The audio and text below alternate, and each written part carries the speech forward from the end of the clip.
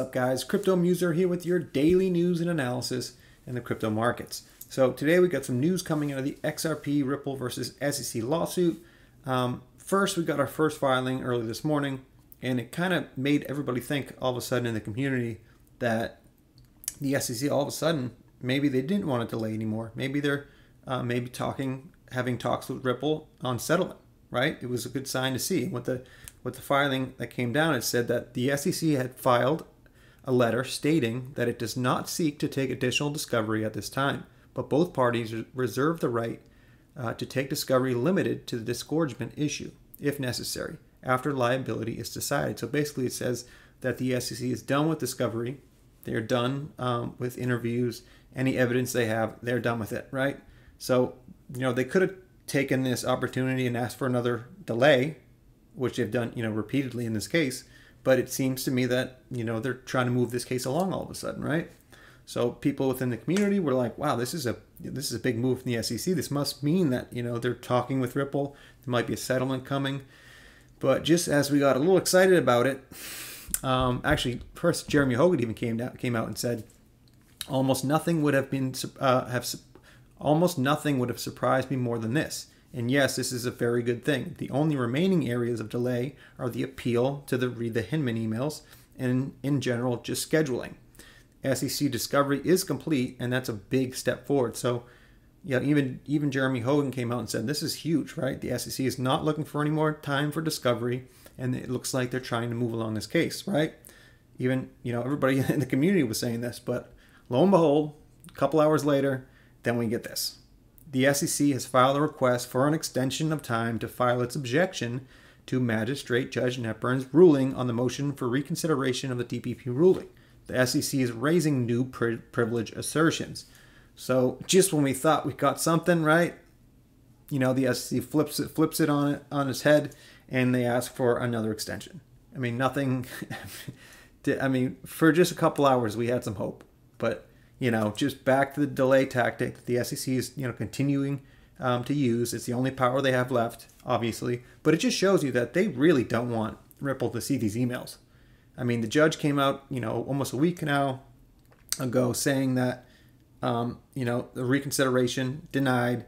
You must release these emails. And we knew that from then on, the SEC had 2 weeks from that filing to either, agree with this or appeal it, which we, 99% of us thought they would appeal, right? So that would give them 2 weeks from about 5 days ago. But 2 weeks, I guess, isn't enough time. They want an extension to that 2 weeks. So how much more time do they want?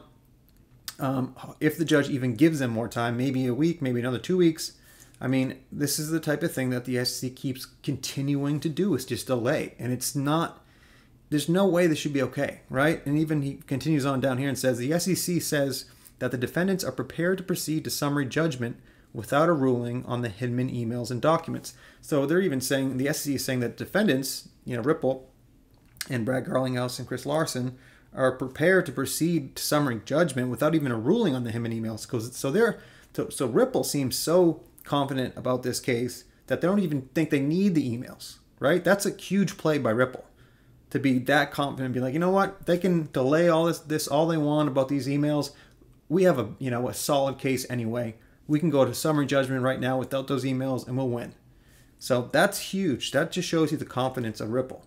So I honestly think that there is definitely settlement talks right now. Ripple has the whole case behind them, right? All the facts, the law, everything is behind Ripple. And what the SEC has is these delay tactics, right? They can delay this another 2-3 months. So when you go to settlement talks and you're litigating back and forth, SEC is going to be like, we can drag this out for another, 3, 4, 5 months. Give us, the best settlement that we can get, right? And Ripple's like, we'll take this the whole way. If we have to, we know we'll win. So it's like this battle on who has some power and in the litigation talks and settlement. So, I mean, I do believe they are in talks about this, but let's just hear what Jeremy Hogan said about this. Well, now we know for sure that the clarification part of Judge Netburn's ruling will not protect whatever the SEC is so concerned about. And what he's talking about is I was going to say at the end of the video, but I'm just going to point it to it now. So Jeremy Hogan just put a video out just yesterday, or I think it might have been this morning, going through the whole filing of the denied of the reconsideration of those emails. And he talks about, there was one thing that the judge put in the end of that ruling, or the end of that filing, is that the SEC could basically redact anything in those emails that had basically coordination with other agencies within the government, other regulators or other agencies. So what Jeremy Hogan was worried about was that if the big evidence, right, that Ripple needed to see in this case was somehow in that evidence that they could redact. And what Jeremy was saying was, if they can just redact the evidence that, would basically ruin the SEC's case, then they'll just be fine giving these emails if they can redact those, those certain emails. But what Jeremy Hogan is saying here is, well, now we know that for sure that the clarification part, the redaction part of that filing that Judge Netburn ruled on will not protect whatever the SEC is so concerned about. The SEC is 100% in the hurt locker now, and the only relief is to delay, which it sure is trying with absolutely no shame. I mean, no shame, right? They were just going to keep playing this delay card. I believe this is like the sixth or seventh delay. I mean, when does it get too much, right? When does the judge say enough is enough? So even down here we have, XRP, Crypto Wolf. Does this mean the judge saw shady documents and emails that the SEC is trying to cover up so desperately? Will the judge be somewhat biased after seeing the SEC corruption? So that's another thing about this. The judges haven't seen all these emails, but they've seen, some, right? And in what they've seen, have they seen like some serious evidence here? And that's why they're like, all right, dude, SEC, enough of this BS. You have to hand over these documents. And, you have to think, after all these delays, especially about these Hinman emails, right? They've gone back and forth with the SEC claiming that, it was Bill Hinman's personal opinion, and then coming back and saying, actually, it's the Department of Corporate Finance's opinion, but not the SEC's opinion. And it's like, they're all over the place, right? And even the judge has to think, if you guys don't even know what you're doing, then how was Ripple supposed to know, right? If you guys can't even decide if this was, part of the SEC's opinion, or if it was just Bill Hinman's personal opinion, then how is Ripple supposed to know? How is anybody supposed to know? So this does not look good for the SEC. Again, they just have, botched this case from day one, and they just, it's getting worse and worse as they drag this along. And I just don't see the judges, really giving them another, like I said, they might extend it an extra week, maybe two, but, Ripple has to know that they're going to, we all know they're going to win, but the SEC has to know that, they have to, they have to end this case, man. This is unbelievable that we're still going through this nonsense, right? And then Stuart Alderati even came out and tweeted out, he's the general counsel at Ripple, and he was tweeting out about this recent extension request. Imagine if in civil enforcement cases we also abided by the Brady rule, which in criminal cases requires prosecutors to share all information in their possession that could help or even exonerate the defendants. And then it continues on, if I can get it down there, continues on and says, at the very least, the SEC should heed the admonition of its own chair that firms should not use lengthy privilege reviews to delay responding to routine document requests. And he's pulling out a direct quote from the chair, Gary Gensler himself. I mean, how boss is that? I mean, Stuart Alderati is using the chair of the SEC's argument against the SEC themselves. I mean, you can't get any boss than that. I mean, the SEC is just looking so bad, guys. I mean, when are they just going to take the loss and move on? I mean, honestly, at this point, I do think they're in settlement talks with Ripple, and I do think that they're going to, settle this case and move on to the exchanges. I think that's the next big thing for the SEC and Gary Gensler is the exchanges. They've already basically said they're going after exchanges.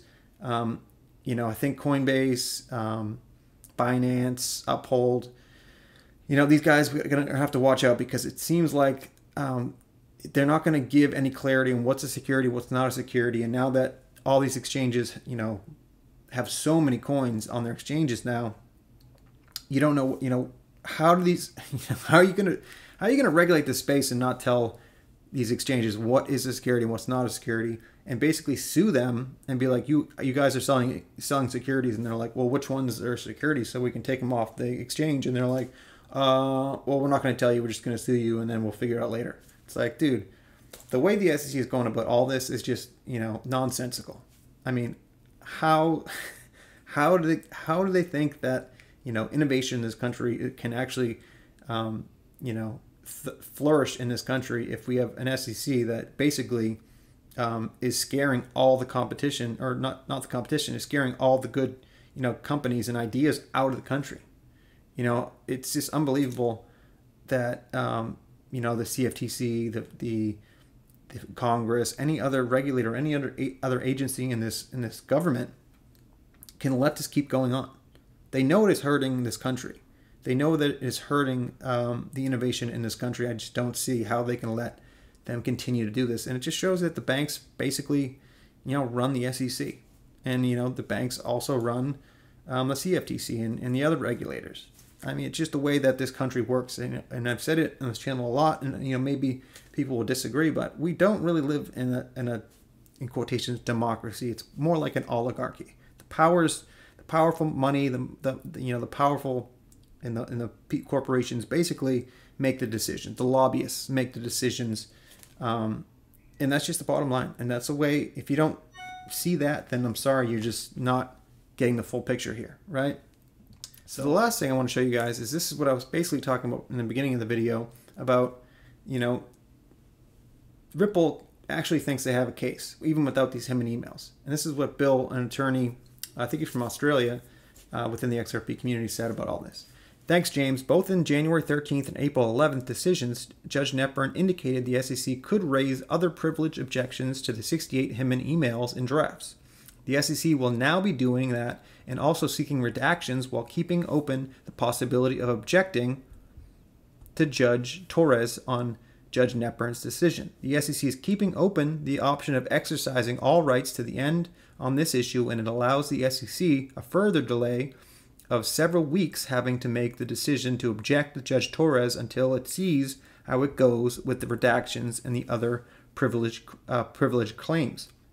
Ripple will face for weeks the uncertainty of whether and when it will obtain anything. The response of Ripple that it will proceed to summary judgment without the 68 emails and drafts to the speech is a message that it is not particularly concerned about the delay or obtaining the documents because it can win at summary judgment without them, which is exactly the right response to the SEC's tactics. It's all tactical, and it does not invalidate that I recently said about settlement negotiations. So exactly what I said in the beginning of the video, it's, you know, this is a great, you know, confidence showing that Ripple doesn't need these emails, right? They're like, you know what, you know, screw those emails. We have a case, we have a strong enough case right now to go to summary judgment and win this.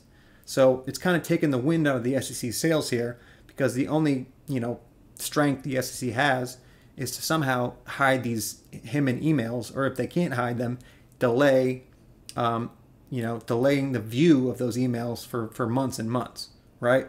So by basically Ripple coming out and saying, you know, we don't care about those emails, you know, we can win right now. If they're talking about settlement right now, you know, the only power the SEC has is like, we'll just keep delaying this. Well, you know, you'll never see these emails, you know, for months. And Ripple will be like, you know, we don't even need those emails. We could take this to court right now and win with what we have right now. So it's like, you see this, like, you know, it's like they're showing their chest, like, you know, I got this power, I got this power. And honestly, Ripple has continued to own the SEC in all these arguments. You know, the SEC just has this delay tactic. That's literally all they have. And, you know, the Ripple is basically saying now, like, screw the delay tactic. You can delay it all you want. We're going to win. So you want to settle now and get something out of this, or we'll take this right to the end, and then you guys will lose all your power. So you got to respect Ripple. And it's just so great to see, even Library, right? Ripple and LBRY have been fighting the SEC. LBRY for like 3 years now. Ripple for almost a year and a half. And it's something the SEC is not used to. The SEC is used to, companies rolling over. Just in an interview I saw recently with Elon Musk, right? The SEC basically made Elon Musk lie and give up on his case against the SEC in 2018 because basically banks said if you don't settle with the SEC, we'll stop your funding and basically put Tesla out of business. So the SEC is used to using strong arming other corporations or other businesses and getting what they want. And this time they're not getting what they want, and they don't know how to act when they're backed into a corner. You could just see it. They keep blunder after blunder, messing everything up. They're not used to playing on the back foot. And it's so great to see that Ripple and even, like I said, even LBRY really fighting back and really showing the SEC for what they are. And they're just basically a corrupt agency that basically is so used to getting what they want that this time is just not that time. And it's just, like I said, a great time to see. I will end the video there, guys. Just remember, please like, subscribe, and leave a comment down below. But remember, I'm not a financial advisor. Please do not take anything I write or say as financial advice. This is for entertainment purposes only. And thanks, guys, and we'll see you on the next one.